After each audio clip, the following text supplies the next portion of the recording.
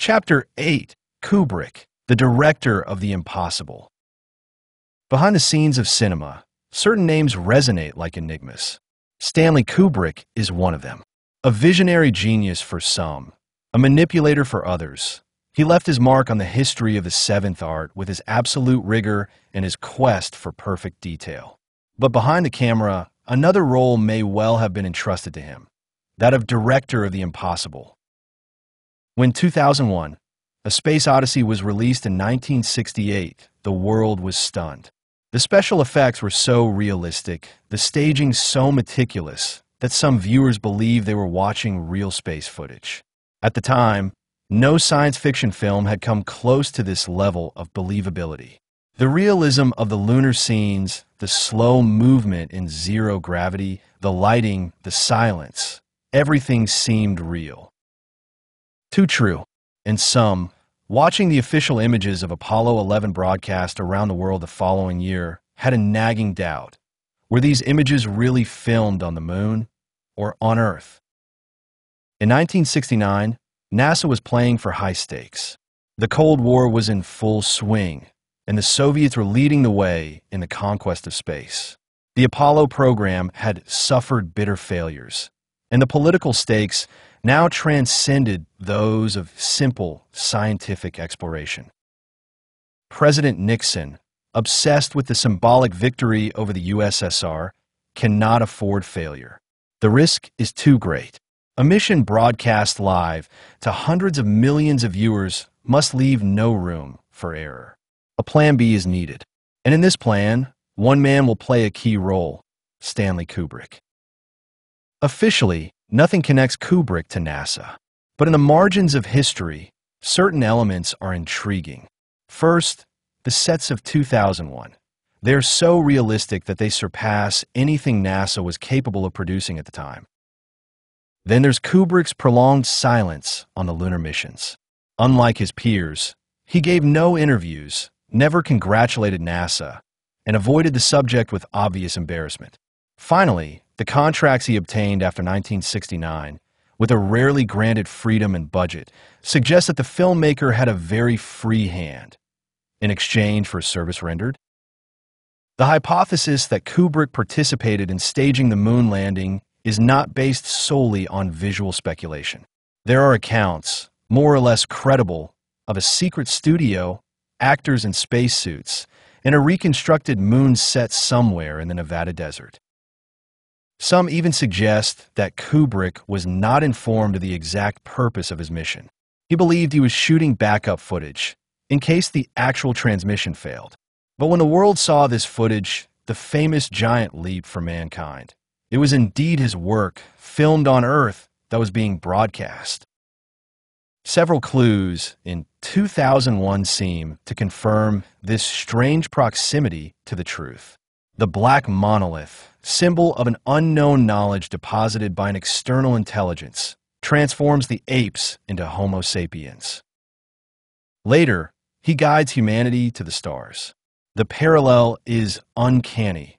In 1947, Roswell is said to have delivered technology from elsewhere, and in the following decades, humanity makes dazzling technological leaps from the transistor to the computer, all the way to the embryonic AI of HAL 9000.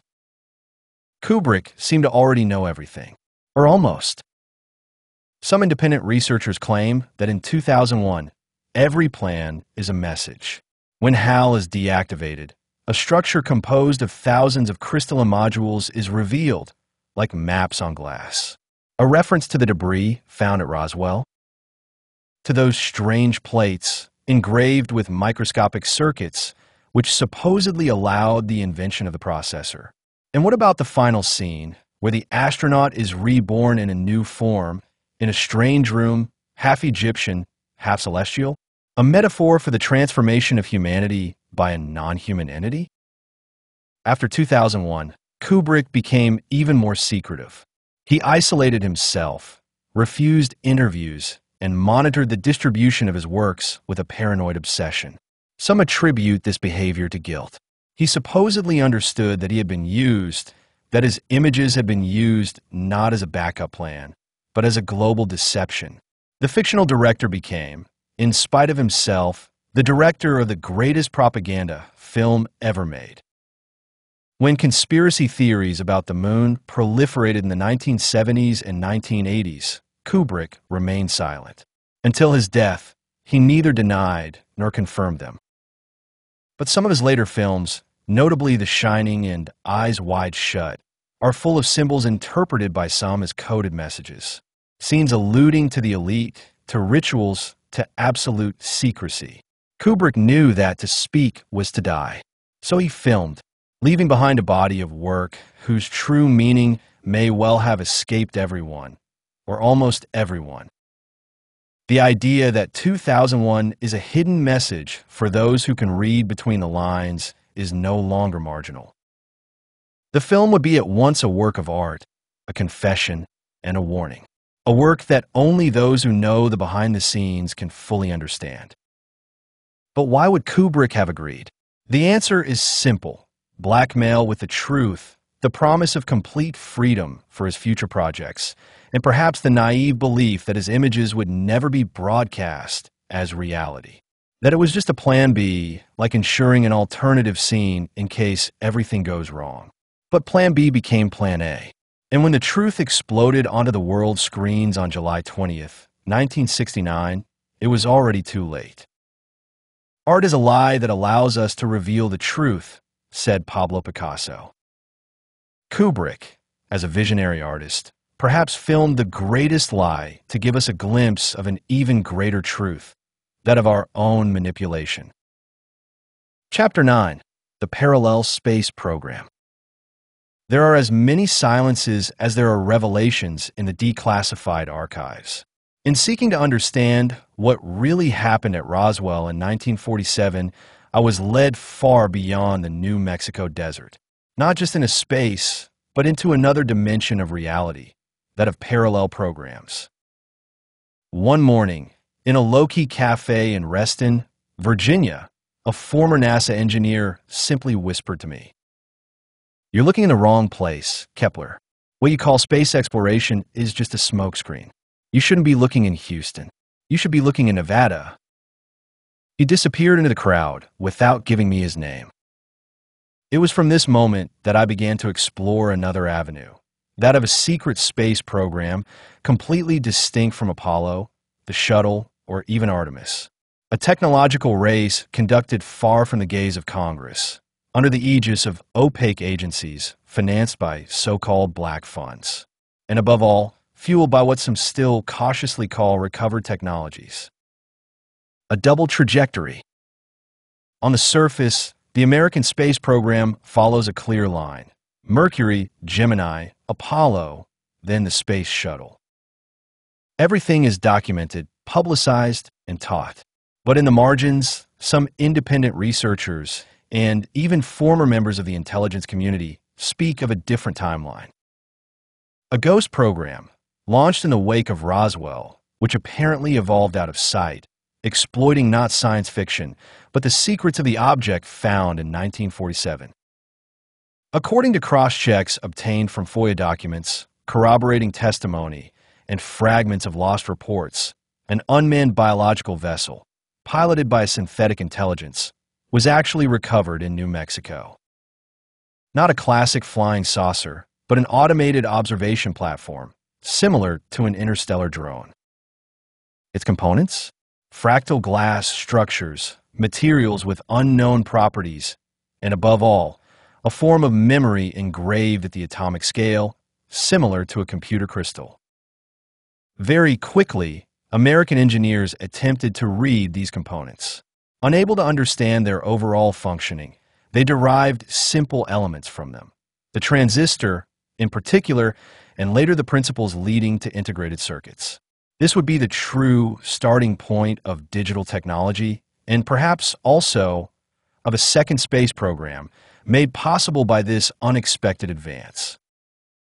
Nevada's role. All roads lead to Groom Lake. There, in the shadow of what is commonly known as Area 51, entire facilities were built for the sole purpose of testing unknown devices. The files speak of unconventional flying machines, silent-powered aircraft, and prototypes for which no patents were ever filed. Testimonies from former employees speak of underground hangars, gravity simulation devices, and even white zones inaccessible without presidential authorization. Some reportedly witnessed suborbital flights long before the first tests of the X-15. Others speak of craft capable of hovering at an altitude of 20,000 meters without visible fuel. It would no longer be a matter of simply experimenting, but of reproducing a mode of operation foreign to our known physics, based on fragments of technology found in the desert. Ghost satellites, another clue, came to me from an amateur radio operator with a passion for unknown spectra.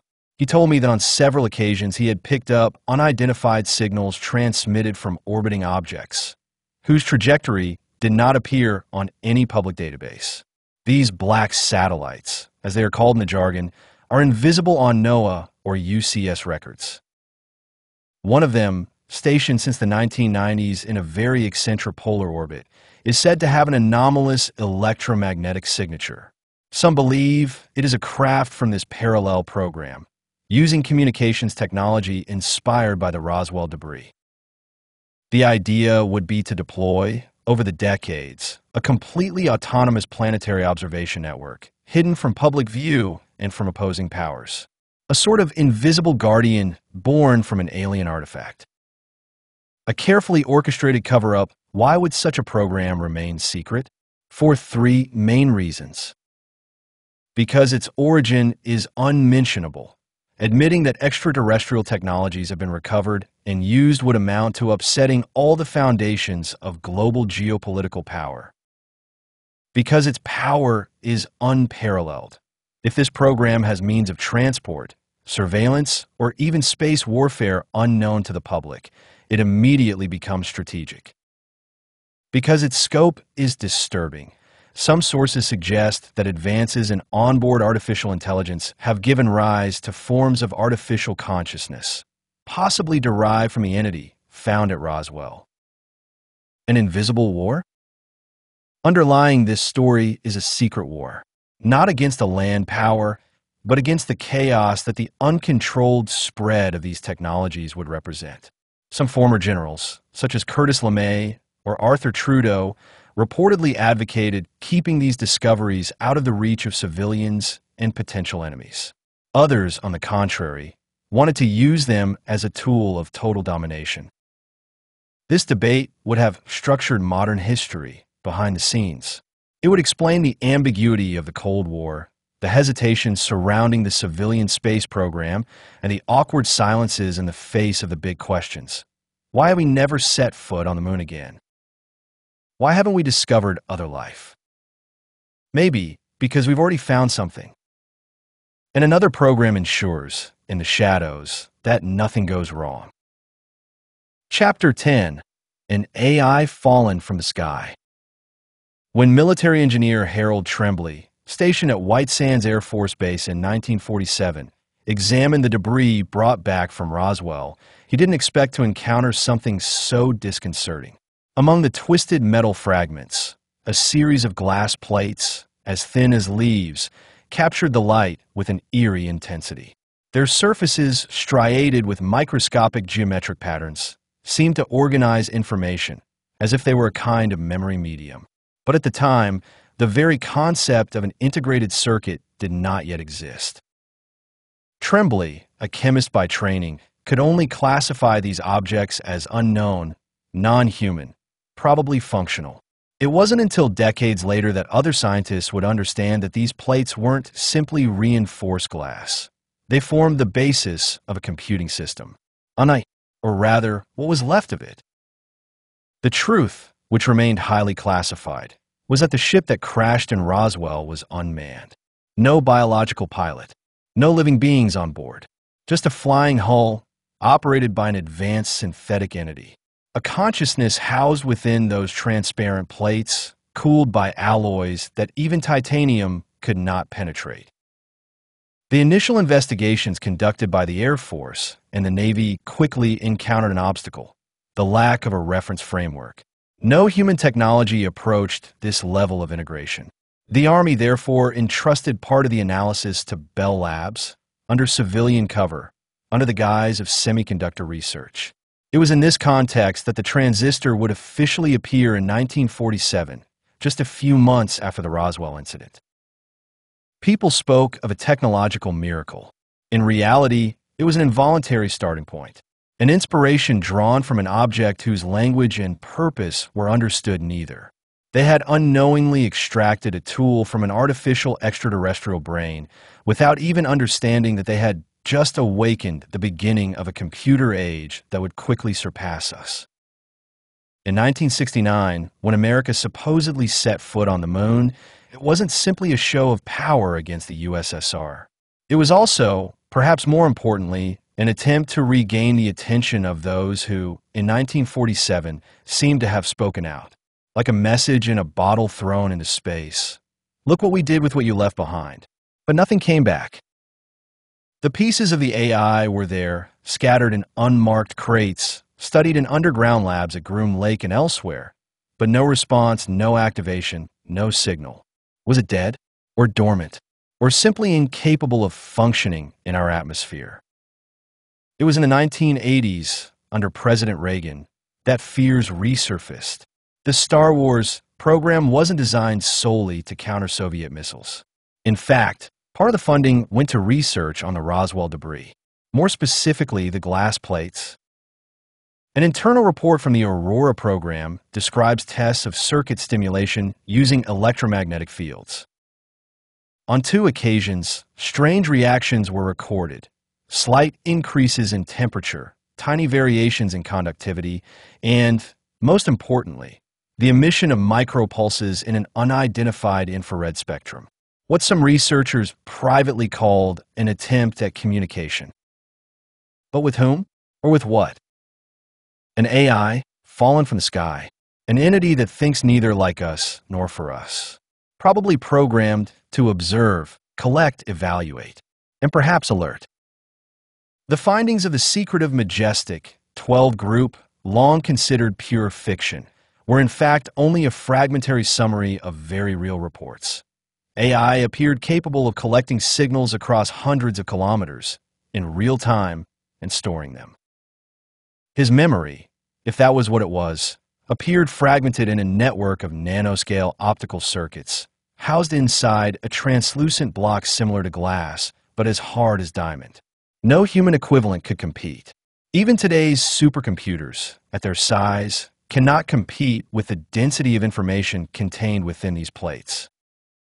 Another question remained. Did this AI have a mission? Was it alone? Why had such an advanced machine found itself wandering near such a primitive planet?